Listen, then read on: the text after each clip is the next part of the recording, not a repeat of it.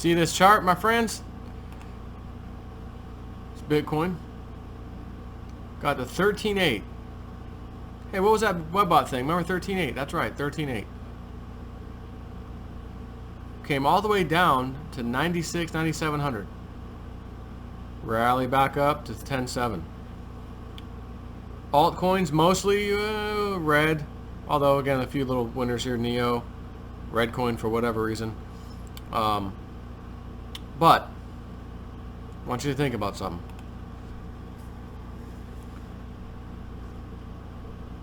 I think they're going to let Bitcoin pump. I've said this a few times. To get everyone into Bitcoin, take their huge profits and dump them into the altcoins. Very specific ones, we think, over at my Patreon. Remains to be seen. I do want to share kind of a woo-woo hit, but I can't give full credit because it wasn't exactly what she said, my woo-woo friend. But I'm still pretty impressed. This whole time she's been telling us Ripple should get it right around 60 cents or so. And it doesn't necessarily mean anything for Ripple, but it means like a precursor event from the Webbot days.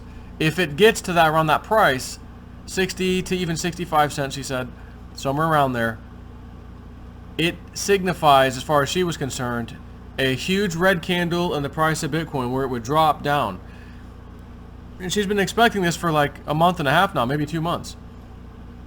And as Bitcoin price is rising, she's like, okay, well, I gotta modify the charts I'm sending you guys for to reflect higher Bitcoin prices. So when we dump back from 9K, 6,900 is probably what's going to happen. We went higher than that.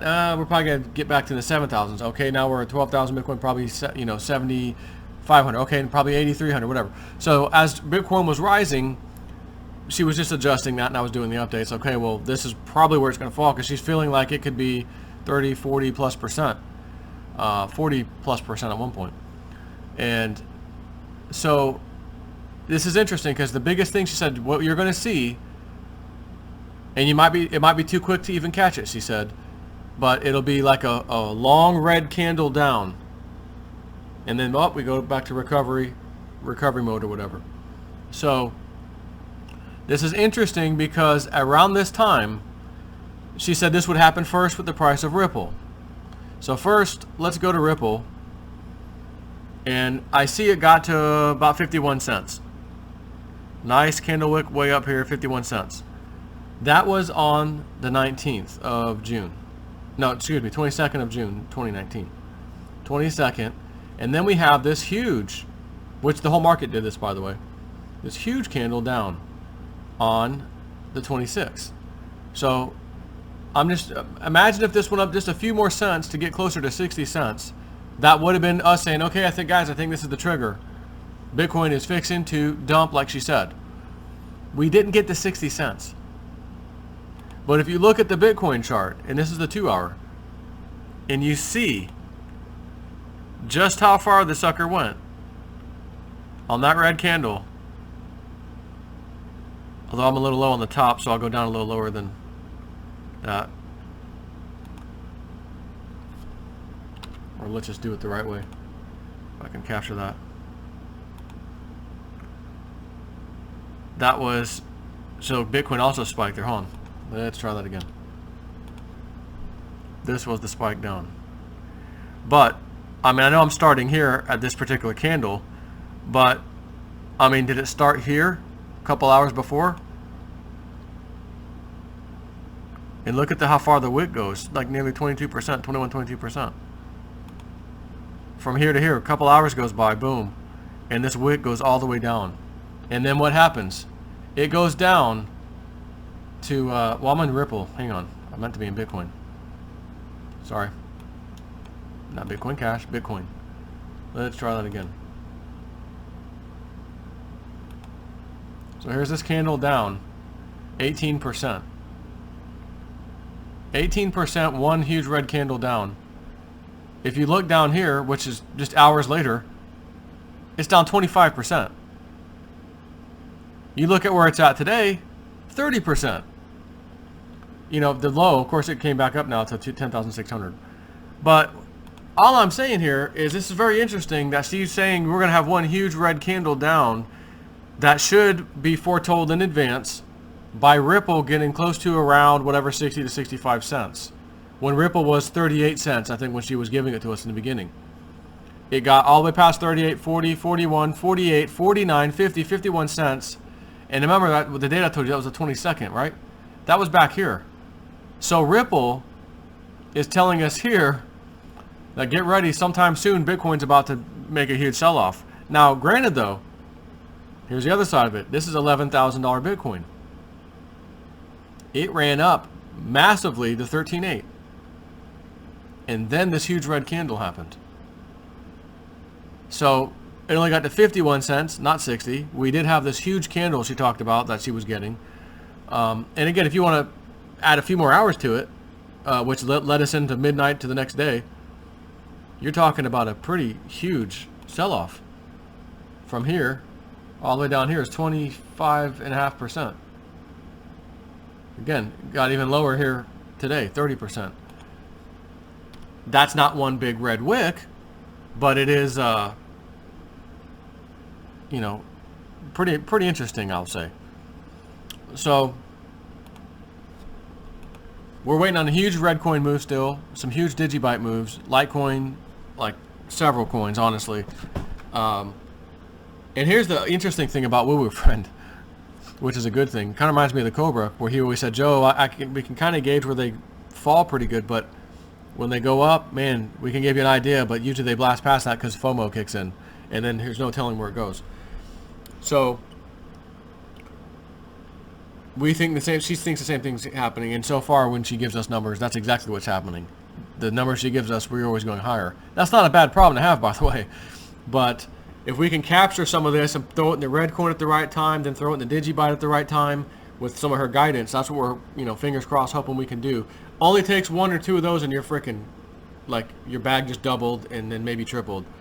And we, again, maybe more than that, because the number she's given us for some of these coins, like, whatever, we'll see.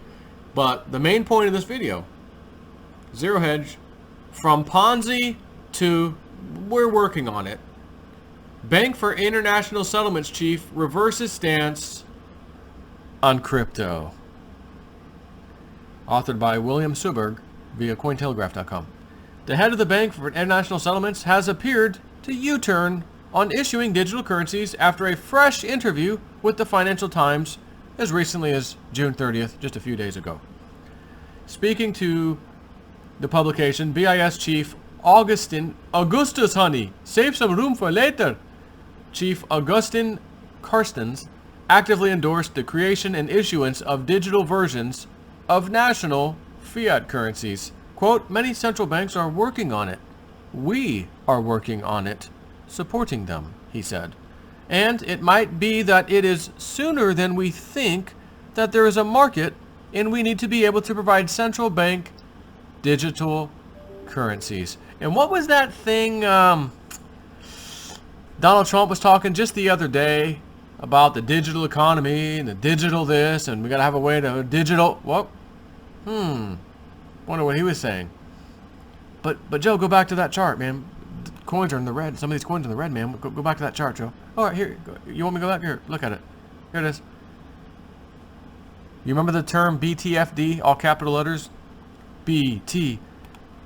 Last Friday night, remember TGIFT, no, BTDF, BTDF. Last Friday night, I think I bought some more crypto. My wife said just let it go. I said no way, my name is Joe. BTFD, buy the effing dip. That's what we're talking about, TGIF. Yeah, TGIF, get my paycheck, let me get some crypto with that paycheck. So you're going to take your TGIF and turn it into a BTFD. Buy the effing dip. These cryptos have been so explosive this year. It's been pretty insane, hasn't it? And even with this down, where's Litecoin? It was 130, it's 140. I know. It's 117. 117? Hold on. Do you remember in 2017 when it was $3 in January and ran up to 30, 39, 40, and I'm out here yelling at everybody, hey, I'm telling you guys, you need to get load up. I do video after video mentioning it continuously. Guys, that Litecoin, it's a screaming buy right. Oh, it dropped a few percent today. Nice little, sell off. It's down from 42 to 39. Guys, jump in this. It's 38. Get some. Oh, Cliff High says it's going triple digits, guys. Cliff High Webbot. Oh, broken clocks, right? Twice a day, Jason. For. Yeah, you're right. And it did go triple digits the same year. Blew past 100, blew past 200, blew past 300. All in December. 372 was the global average high, all-time high. Coinbase, 420 bucks approximately. Broken rock, twice a day. Yeah, and then the market crashed. And it does these little interesting cycles. So where do you think the top is on the next cycle? $300, $400? Broken clock. How about $800, $600, $1,200? How does that sound? And like I've always said, it'll get to a point when, even when it crashes brutally and people are puking, you're in back in the day of such and such price where it ain't even coming close to that. For example, $3 Litecoin, January 2017, $3 to $4, $3.50. Litecoin got down to 22.75 or something like that, 22 something. If you bought Litecoin at $3, 3 times 8 is 24, right? 8 times your money is $24 Litecoin. You're not real upset. I got bought it at $3. Only have 800% profit. This is stupid. Of course, you bought it at $3 and you held to 300, or you happen to hold until 6, 800, 1200. Oh, somebody's happy. Somebody is happy. So let's pull up the chart. This, does it really matter? No. What goes up brutally fast must come down. Sometimes just as brutally fast. Sometimes not quite, but still comes down. What goes up must come down. Plain and simple. So, top coins. Litecoin. Bitcoin Cash. Theta, which includes Theta Fuel. Digibyte. Stellar. Maybe some BAT too along the way. And some Redcoin. Those are some of my Snippy's holdings there, top holdings. Yeah, in no particular order, but I'm just gonna tell you, I think it's gonna get good really soon. I think we're about to pick right back up where we left off. Another blast up is gonna happen. You got the BIS. Oh, it's a Ponzi. We're not only supporting, okay with it, we're supporting the central banks and their progress to creating digital currencies. What? Ponzi? It's an effing Ponzi too. We're developing something currently. Could you imagine that? Could you imagine that? Wow. If you just hodled from 2017, you put all your money, whatever, into it, you're going to be fine. If you didn't have that much money to begin with, you're getting it now for the first time, I still think, again, a period of time goes by, you're going to make huge amounts of money. But if you want to try to speed that process up, you're probably going to have to trade in and out, in and out. I'm not telling you, oh, you got to do it. This is epic. Go, come join my Patreon because we're awesome. No, I'm not saying that. But you may have to trade a little bit to get a bigger bag with a little trade bag. That doesn't mean take all your holdings, your hodl bag, and dump it all in the start trading. No. Maybe take 20% of it, 25% maybe, I don't know, and trade with that. That way, if you make a few wrong mistakes, or you're following someone like me or whoever else, and we tell you to do something, which we don't tell you to do anything, I'm just tell you what I'm doing, and it doesn't pan out, you don't want to say, oh my God, I just put my whole bag on that move. I now have 50% left cryptos left because I put my entire bag on that one move. That is not smart trading. Whether you're following me or the most epic TA guy in the world, doesn't matter. They'll tell you the same thing. Put 10% in each trade, put maybe 15% in that one, whatever, okay. And that's of your trade bag, not your entire hodl bag. Try to be smart about it. But I know some people out there, you want the Hail Mary. I want one big, huge trade. What is it? Is it Redcoin? I'm dumping it all in Redcoin. Maybe it is. Maybe it's not. Like my woo-woo friend, we're waiting for the 60-cent move and Ripple, then this one big candle down. The big candle happened. We didn't quite get to 60 cents. So again, I'm looking back like, I'm still pretty amazed that she's talking about what should happen, and it happens, but just not with some of the exact price points she thought it would happen at. But I'm still pretty impressed with that. Again, nobody's perfect. And a market that there's manipulation in all markets, but a market that's got so much stuff happening in it, who the hell is going to call this stuff over and over and over and over again perfectly? But if you look at her macro chart she talks about, check, check, check. At least we're checking off boxes on the way up. Like, cause she's got these 3 boxes in particular of price points, and she's like, typically they're going to be higher than what I'm telling you. That's just the way it always goes. And I'm looking at box number 3. Hey Jim, what's behind box number 3? A new Tesla car.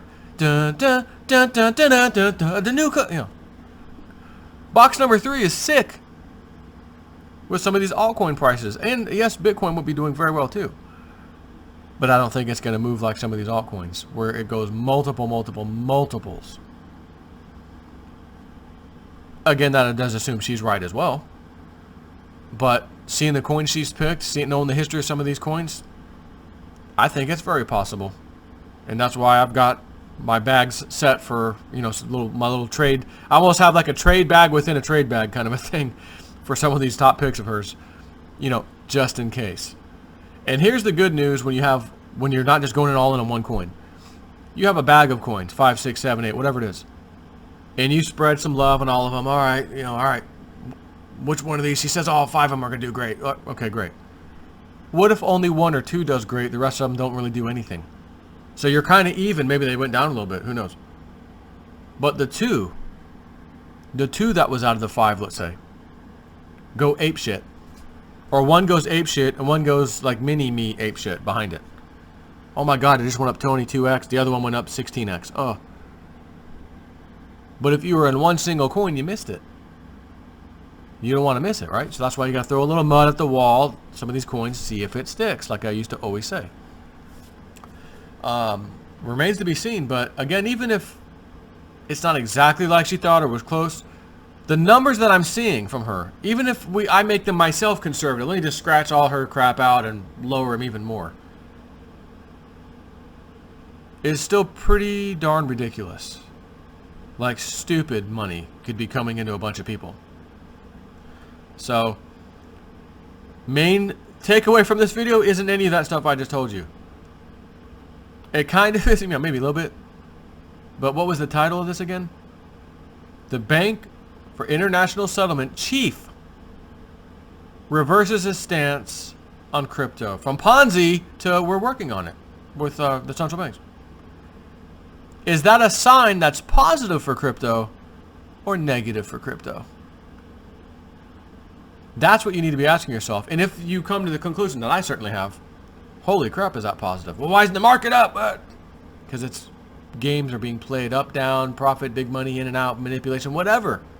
The big boys are going to do what the big boys do. If you can just ride their coattail and shut the F up about it, you might be riding off into the promised land. Well, the manipulation, so what? Everything's manipulated. Everything has manipulation to some extent. But at least if the manipulation that's going to be there anyways, just so happens to favor you by just being there, being part of the club, the crypto club, if you will, it is what it is. If it's going to rain and you have to walk down the street today, there's no stopping you, you're going to get rained on. I don't want to get rained on. You're going to get rained on. Sorry about your luck. You got crypto, you're fixing to get some profit. I don't want profit. You don't want profit? Well, you're going to get profit anyways. Who the hell wouldn't, right? BIS chief reverses stance on crypto. From talk about a 180, that's like Jamie Dimon from JP Morgan Chase. I'd fire my guys if anybody was trading Bitcoin at damn Ponzi. Oh, my daughter owns Bitcoin. Oh, we're creating our own blockchain technology. JP Morgan Chase.